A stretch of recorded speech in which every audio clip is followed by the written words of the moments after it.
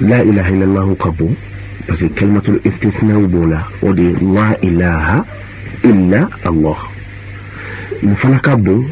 parce que kalimatul istisna benina la hawla wala quwwata illa billah otumana siti joni fagayre ti jona fana kira alay bon ni kuma kan yere korola je kuma kan ni jon ka kuma de jon ka kuma kan man shiti ni bi shi alama ko alaba ko fleki laje kan kuma yimbo ni fandan sirima sini mbaye o se desera anana fo esitigima ne ka se bana ne ka se ka fuke ble fo ni enyana nema ayaka dese jira ayaka se jira sini mbe bo jira la o yala o e jonni damani yonche yawo surtout jonni adabaka wala aruba fo ne kuma kayima ko kalimatul istislam ki yire kuno alay ka boy ka fagana ka boy ka sela ka fagadi alama ka sedi alama o ni ko datima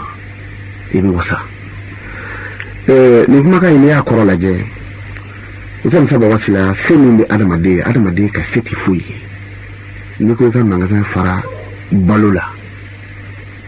uba ika bore fara dumunina uba ika barama fara dumunina tubili moni ibo duni ala ka sedi meni ala yi aka se boyla tata fara dumuni kote hali kwerni no bi do wuri gwanzana ka joidala ni ala ka hawlu bore no ya ala ka sela ka faka no bore be idabe waka ki da kono nga bi boy da kere da ka sigatala foni do nyani ma ka o yoro joshi ka boy dala e ka sebe mi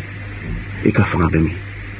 otuma ibi dunu min ke ibi flele min ke hali ambe kuma mina ni ala ka sebe ni ala ka fanga de ni ala ye min boy ka soro ida ka di kuma na ka koro ibi dese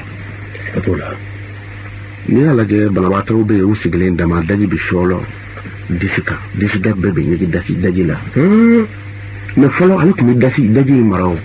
wa yasro ala ka se akunyo dodama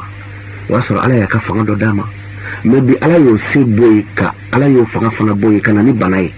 otumana hali dagolo minganga daji kumbe o tseka kumebli Allahu akbar tumana ni rola je kaba ibadon siti joni fakanti jona ni alate kitabu do ba fama ko abwabul faraj ni o numero kemafla ani numero mogani kile naje ala kira ba fo sallallahu alaihi wasallam ko wa hiya min a'zam abwabil faraj ala madde torole idesele tagafante joroti ski joroti dayoroti ni kile ka dayele ka dajire ile ka tama sendi ma ka foga dima ka boda dima o kira jegele ya o gele ya ala kira ko na ya soro obunda ukacha ko la hawla wala quwwata illa billahi al-ali al-azim ko oyo bonda bele doy wala ala kira ko sallallahu alaihi wasallam ko wahiya kanjun min kunuz al-janna la hawla wala quwwata illa billahi al-azim ko aljinin tamandige dodo tamandige abe ko ni dige do soli tarabo am se la min don en faire o sanui idiga selito itarabo sanu digeka afu ako ni sanu da mandige de o tuma min da mandige bi aljina na ko ni ya sin anta bo sanu ka dugu jukoro to mina ko ni aljina sin ki bi tabo aljina ka jukoro I wasale ala kira ko o yella hawla wala quwwata illa billahi al-ali al-azim kira yi cin fon yorola mo tite ka ala bato fi ka joy ka desedila ni ibn jogulo ka fo Allahu akbar ijora la de ko anta asaka idi ka do sigatula ni ibi kimbre ni ba fo Allahu akbar ijora la de ka do suna ala ti Allahu akbar fo eyo ala ta fi ko anta akbar me e jon desele de bi joy ka desede koro ibi soro ka ala ka bunya dama fako Allahu akbar alla eka boni fembela jele me jombi ni fo yoram na ya soro ikengo chama nana